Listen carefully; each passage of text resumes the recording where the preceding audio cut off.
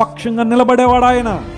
ఎంతమంది నాకు ఎదురు నిలబడినా నాకు విజయాన్ని ఇచ్చే దేవుడు, దేవుడు నన్ను బలపరిచే దేవుడు అని ఏలియా కేకలు వేస్తున్నాడు. దేవుని బిడ్డ వినో, నీ ముందు శత్రువు ఎంత బలంగా ఉన్నప్పటికీ, నీ ముందు శత్రు సమూహాలు ఎంత చెలరేగిపోతున్నప్పటికీ, నిన్ను అవమానించి ఇబ్బందులు పెట్టి నిన్ను రోడ్డుకి ఈడ్చాలని, బజారుకి ఈడ్చాలని ఎంతమంది ప్రయత్నం చేస్తున్నా, నువ్వు మోకాళ్ళు వేయగలిగితే ఆ మోకాళ్ళ ప్రార్థన వారందరి కేకలను అధిగమించగలదు. హల్లెలూయా. వారందరి కేకలను అధిగమించి నీకు విజయాన్ని ఇవ్వగలిగేది దేవుని సన్నిధిలో నువ్వు చేసే ప్రార్థనే.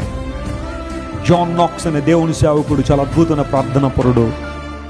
ఆయన ఒకసారి ఇంగ్లాండ్ క్వీన్ ఆయన గురించి ఒక మాట చెబుతూ ఏమంటుందంటే, స్కాట్లాండ్ దేశంలో ఉన్న 10,000 మంది సైనికుల కన్నా జాన్ నాక్స్ గారు మోకాళ్ళు వేస్తే నాకు భయం అంది. ఎందుకోసం తెలుసా?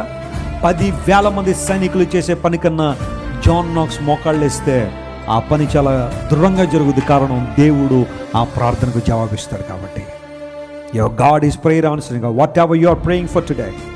ఈరోజు దేనికోసం ప్రార్థన చేస్తున్నావు? ఏ కార్యాలు జరగాలని దేవుని సన్నిధిలో ప్రార్థన చేస్తున్నావు సహోదరి? చేయి, ప్రార్థన చేయి. విసుగకు ప్రార్థన చేయి. కంగారు పడొద్దు ప్రార్థనలో. అయ్యో దేవుడు ఆలస్యం చేస్తున్నాడు అనుకోవద్దు. దేవుడు నా ప్రార్థన వింటున్నాడా లేదా అనుకోవద్దు. దేవుడు సరైన సమయంలో నీ ప్రార్థనకి ఏమిస్తాడు? ఆయన జవాబునిస్తాడు. ఎప్పుడూ కృంగిపోవద్దు. Keep on praying. నువ్వు ప్రార్థన చేస్తూనే ఉండంతే దేవుని కార్యాలు చూస్తావు ఖచ్చితంగా.